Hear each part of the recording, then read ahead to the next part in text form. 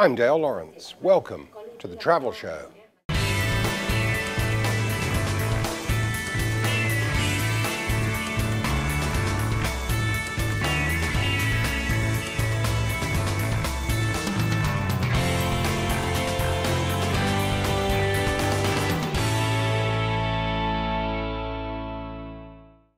Fly different, feel extraordinary. Bangkok Airways, Asia's boutique airline. Thanks for joining us. The wave of demonstrations and protests that swept right across North Africa and into the Middle East were witnessed on television screens right around the world. The revolution in Egypt saw the downfall of President Hosni Mubarak, now on trial in Cairo. Political leaders around the world praised the actions of Egyptians as they made their voices heard in Tahrir Square.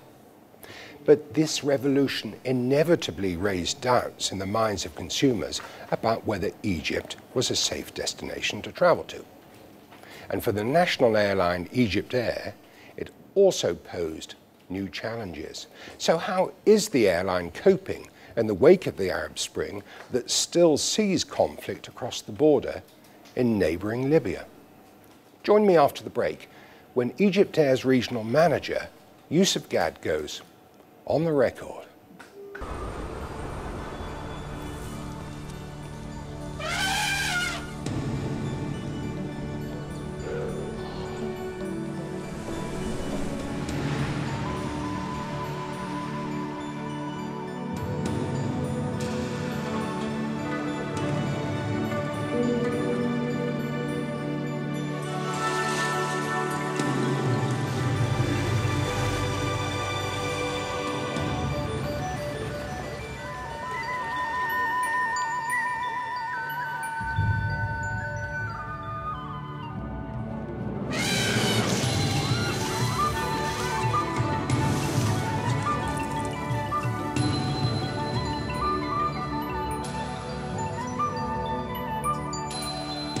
Amazing Thailand, just as amazing as you remember.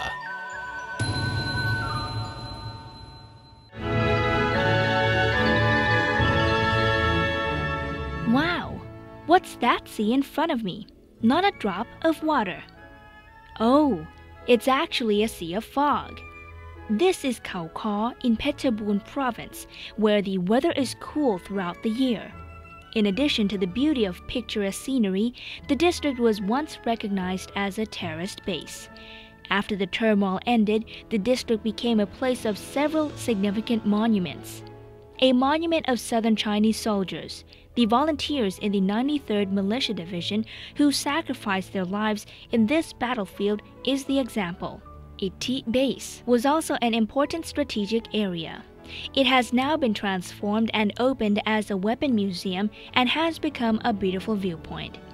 Exploring Khao Kho definitely won't disappoint you.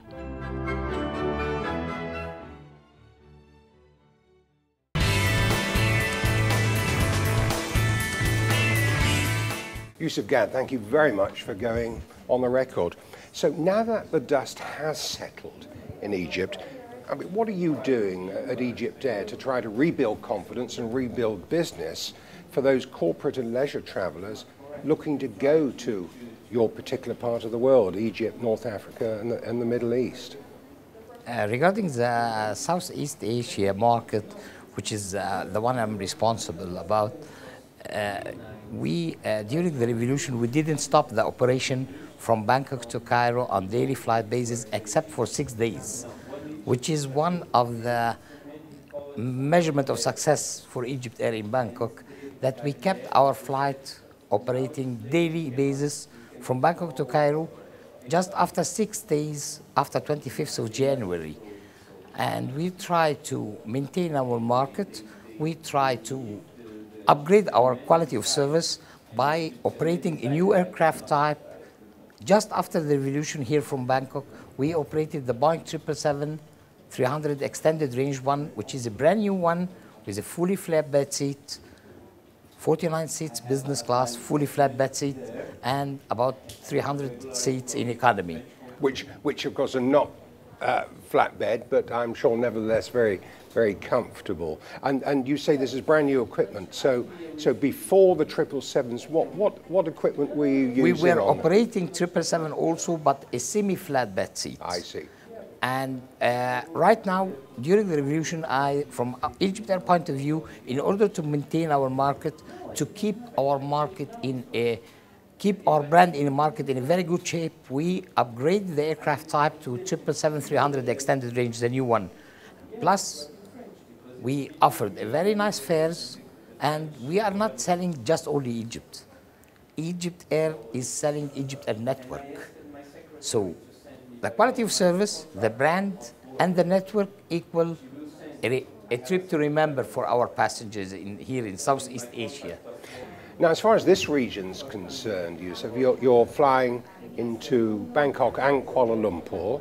You're also now serving directly out of Cairo 2 cities in China, aren't you? Guangzhou and the capital, Beijing. And Japan is also on your route map. Japan, yes, Tokyo and Osaka. Yeah. So yeah. What's next? I mean, are you first of all looking to add new routes? And secondly, are you hopeful of increasing your frequency in the months ahead on these existing routes? A matter of fact, it's a pleasure and an honor for me to tell you this, because this is a very, very new news that Egypt Air, starting from the next summer schedule, which will be from March 2012, we're going to operate not only daily flight from Bangkok, it will be 10 flights weekly. So I'm going to have 3 days double daily. And right now, starting from 1st of August, I'm operating to Kuala, utilizing my aircraft while it's coming from Cairo and keeping it on ground for 13 hours to go back at night. So we operate to Kuala, from Bangkok to Kuala, daily basis. So you've acquired the 5th freedom rights to operate a service between Yes, Bangkok and Kuala Lumpur. for sure, we have the 5th freedom, and we are offering a very nice fare, very quality of service for passengers to travel to Kuala from Bangkok. That must be a very new service. It started from the 2nd of August. It's very brand new. And as you say, it utilizes an aircraft that otherwise would be sitting on the ground for 12, 13 hours a day. A matter of fact, regarding the Southeast Asia market and using Bangkok as a hub, we have a lot of plans for this market. Because, you know, right now I'm having GSAs around me. I have a GSA in Sydney, Singapore, Kuala, Taipei, Hong Kong. All of that is working as offline GSA. But a matter of fact, the online operation is in our plans. But maybe the revolution postponed some decisions. But regarding the revolution, I need to tell you a very important thing, that it's very safe to go to Egypt. My family is living in Egypt. I'm staying here alone, but my family in Egypt, it's so safe. And we are recovering very fast. And the tourists are coming. Because, you know, in Egypt, it is not a matter of fact a destination. It is a trip to remember in Egypt. Because you can find in Egypt wherever you are looking for. Regarding nightlife, regarding the monuments, 2/3 of the monuments of the whole world in Egypt. So if you are interested in monuments, we have it. If you are interested in nightlife, we have it. If you are interested in shopping, we have the most modernized malls and shopping areas all over the Middle East. As well as the old bazaars as well, of course. For sure, the ancient monuments, fake bazaars, it's incredible. Yes. You can have a trip to remember. And of course, I think I'm right in saying at Giza you have the Pyramid of Khufu, which I think is the only remaining Yes. 7 wonders of the ancient One world. of the 7 wonders, yes. The only one still standing. And a matter of fact, this is the Egypt. Egypt is not only the ancient things, it is the Egyptian hospitality. This is the Egypt. Egypt is how we are making hospitality to everybody coming to Egypt. We have a civilization more than 7,000 years ago. And this is most likely what's happening here in the Far East, especially in Thailand. Thailand have a very, very old civilization, and the Egyptians too. That's why we can find that Thai people need to go to Egypt. So what are you doing I mean, you must be working in tandem, in cooperation with the National Tourist Board in Egypt to further promote Egypt as not only now a safe and secure destination once again for business and corporate travelers, but also to remind people of the wonderful things that they can see and do once they get to Egypt. Yeah, a matter of fact, we are doing a fan trips to Egypt. We are just... This would be for the travel trade? For the travel agents. Yes. And for the passengers themselves, we are offering nice fares, nice quality of service, and we are offering them any services they need in Egypt. Because here in my office, I can sell a full package tour. In case of one of my passengers is asking for a land arrangement for anything in Egypt, this is what Egypt Air is doing in Thailand. A matter of fact, we are thinking ourselves, we are the ambassadors of Egypt here in Thailand. Well, you most certainly are. And I'm just wondering, I mean, are people not only in Thailand but across the ASEAN region, do you think they've really discovered the gems that exist in Egypt, or do you think there's some work to be done to promote? For sure, there's a lot of work must be done. Yes, for sure. But as I told you first, sir, that I'm not selling Egypt only. I'm selling Egypt Air Network. Yes. So it's making it easier for me because I'm looking for the segmentation need to go to Egypt. Well, we'll talk a little bit more about your connectivity into, for example, Western and Central Europe in just a minute, but we're going to go to a short break now. So we'll be back with more with Yusuf Gad after the break. But first, here's a roundup of the latest news.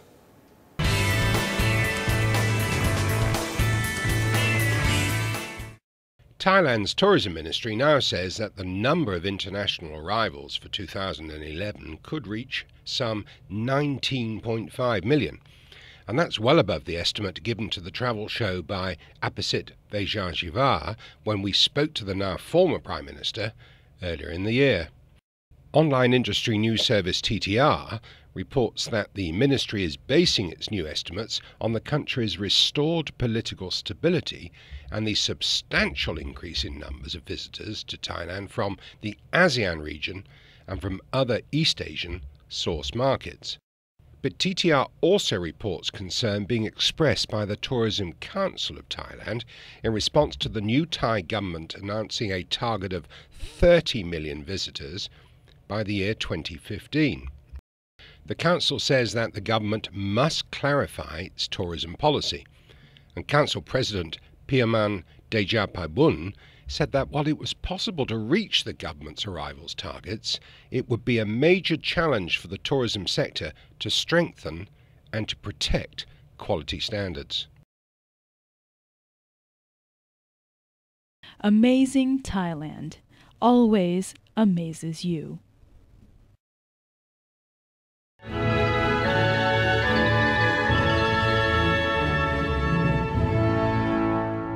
Today, let's start at Pak Bara Pier in Nangu district of Satun province.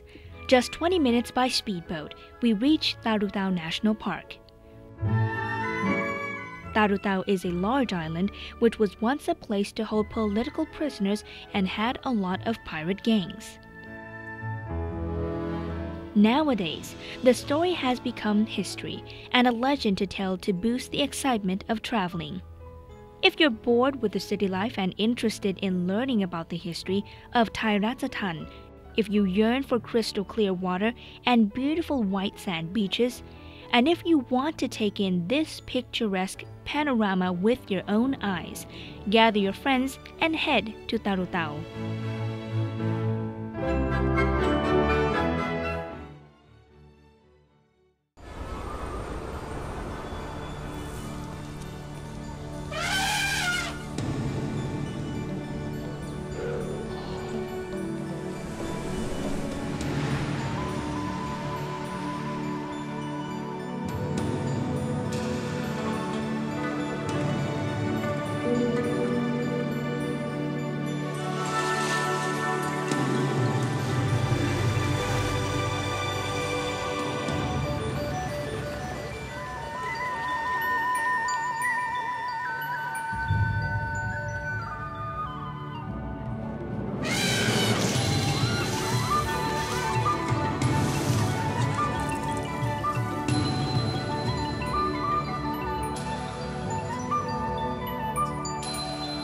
Amazing Thailand.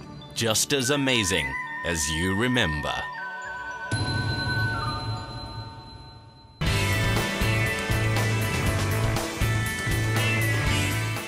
Welcome back. I'm talking to Yusuf Gad, the regional manager for Egypt Air in Southeast Asia.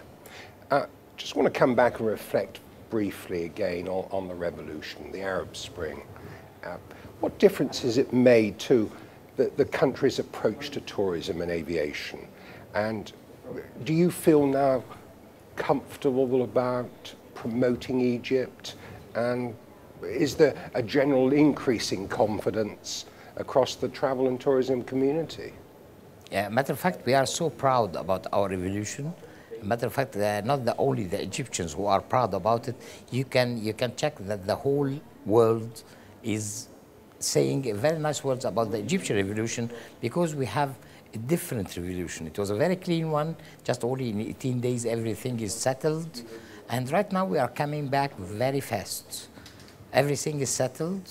A matter of fact, tourists are coming, and the most amazing thing that you are going to find Tahrir Square in the brochures of a program of the tourism. And I'm guessing it wasn't before. It wasn't before. It was just a normal square. Yes. And it's always crowded. Of course, by a high traffic. I remember international politicians. I particularly recall the British Foreign Secretary going to Tahrir Square and praising the actions of and the Hillary Egyptians. Clinton were there.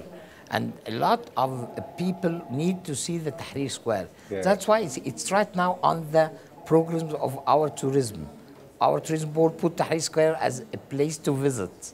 So, and it's so safe. We are back. And I would imagine now there's going to be lots of traders sort of setting up stalls and things to take advantage. Can you now buy a commemorative T-shirt or a mug with the revolution?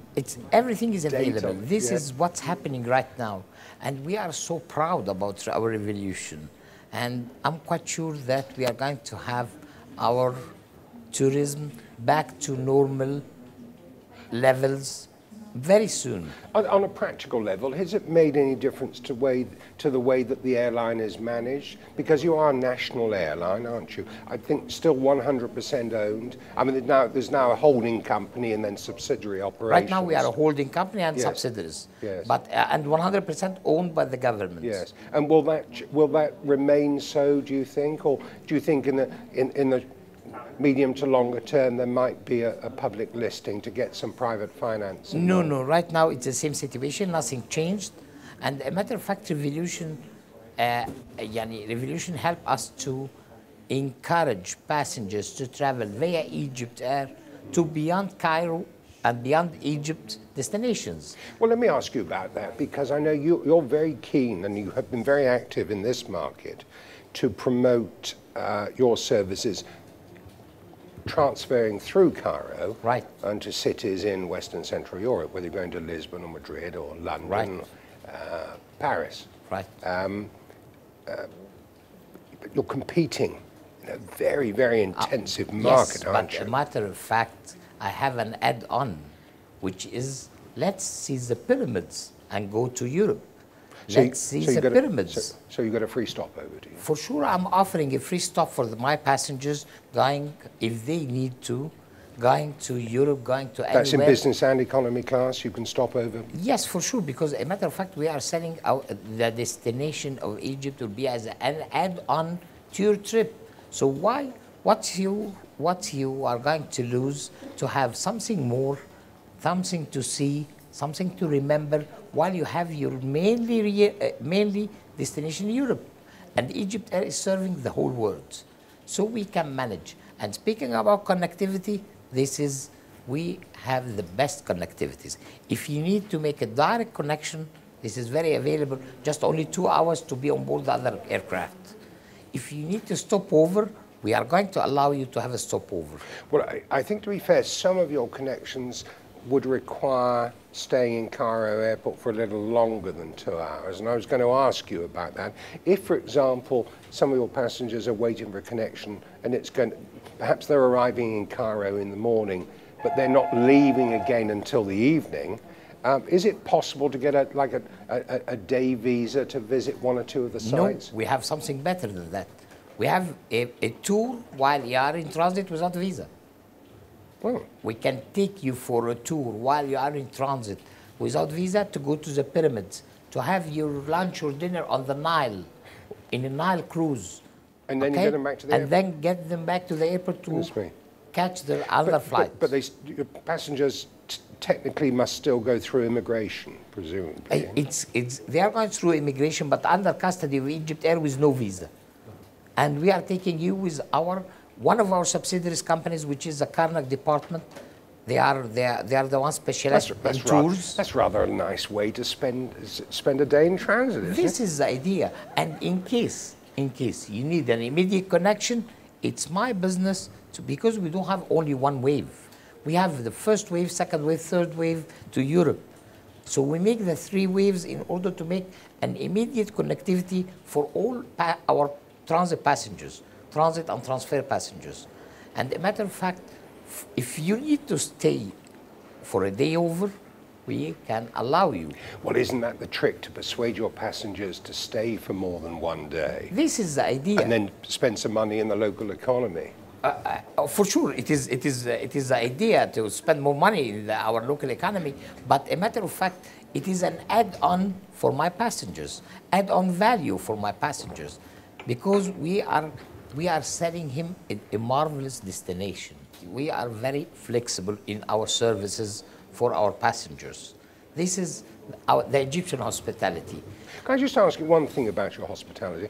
I think I'm right in saying that you're a dry airline, that you don't serve alcohol on board. Yes. Is that right? Yes, sir. And it would we be are dry on board and on ground. Yeah, right. I mean, it's not important for everyone, but some travellers like to have a glass of wine or a whiskey or whatever with, with a meal. I mean, do you find it's an impediment? Do some people turn away from Egypt because you're dry, or do you find generally it doesn't make a difference? Let's speak about a lot of priorities. We have a lot of priorities in order to choose an airline. One of them, if it's dry or not. But there are a lot of priorities. If you have a very nice connectivities, if you have a very nice aircraft, if you have a very nice quality of service on board, if you have a very flexibility on ground. A matter of fact, speaking about... You make a very compelling case for choosing Egypt Air via Cairo, I must say. From my point of view, if you're speaking about flexibility on ground, let's speak, sir, about what Egypt Air is offering. But the business of serving alcohol, I mean, you've got major competitors in the Middle East, Emirates, Etihad, Qatar, all serving alcohol. You wouldn't get it in their lounges necessarily on the ground, but certainly in the air they do. But that's what I'm telling you, sir. Regarding flexibility on ground at the airports, Egypt Air are offering passengers right now 2 pieces. We are applying piece concept, not weight concept. 2 pieces, each piece 23 kilos. I saw that. That's extremely generous. That's the idea of flexibility. Yeah. This is the idea how we are competing. And don't forget, sir, that Egypt Air is founded in 1932. Yes, it is. And you've just celebrated, well, you're celebrating this year, I think, actually, 40 years with the name Egypt Air, because you started yes, under it's a 40 previous, years with the name banner. Egypt Air, but we Yes. are about now 80 years speaking about Egypt Air.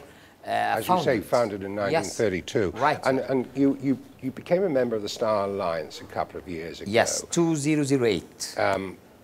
Founded, of course, by the likes of Thai Airways, Lufthansa, some years ago. This is, I mean, that's a huge fillip, a huge boost to Egypt Air. This is what I'm telling you, sir. It increases substantially your credibility, doesn't it? Right. Not only within the aviation community, but in the minds of the travelling public as well. Right, sir. Well, on a practical level, how is it helping passengers? I mean, you can now lock into the global Star Alliance network, Right. can't you?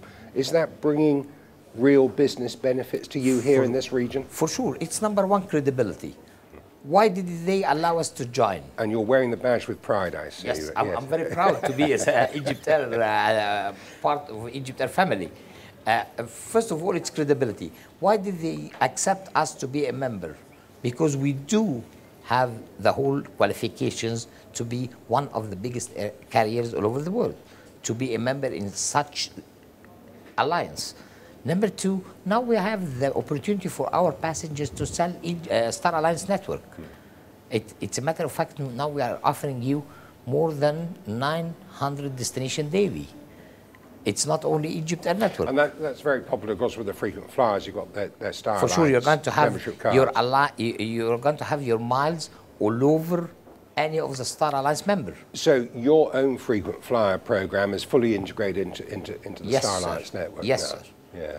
I just want to come back and press you on the possibility for new routes. Now, at the moment, the biggest aircraft that you're operating is the 777 extended range. Is Yes. that right? I mean, will we be seeing the double-decker A380 in Egypt Air colours, for example, or are you going to stick with the wide-bodied 777s for now?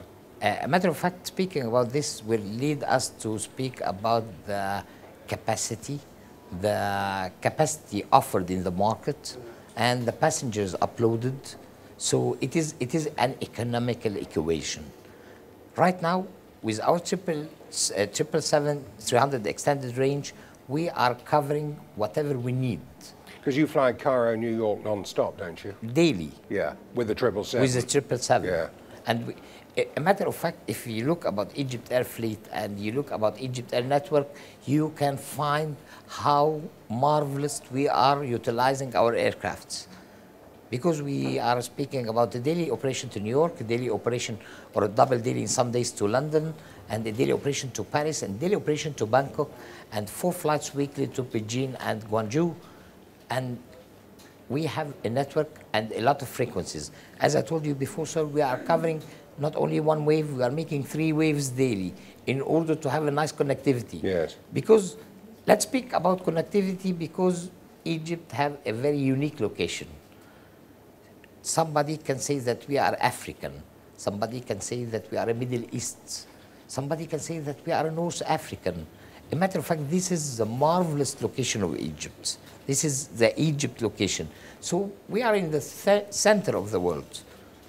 You could argue you're whatever anyone wants you to be. But I mean, this is the idea. We are the gateway to Africa. Yes. And we are the gateway to Europe. And also we are the gateway to Middle East. This is what God gave Egypt in the location, which is the Egyptian gift, God's gift for Egypt. well, I think the Almighty was probably thinking about Egypt Air when he laid out the grand plan, wasn't he? Because, as you say, you're in a wonderful position. Yes. But in a sense, it seems almost a waste to choose an Egypt Air service into Cairo for a connection into Europe and not get off and see something of the city and the surrounding historic sites. That's why I'm telling you will be an added value for any passengers choosing Egypt Air to go to Europe via Egypt. Very nicely put. Yusuf Gad, thank you very much indeed for going on the record. It's an honor, sir. Thank you. Thank you.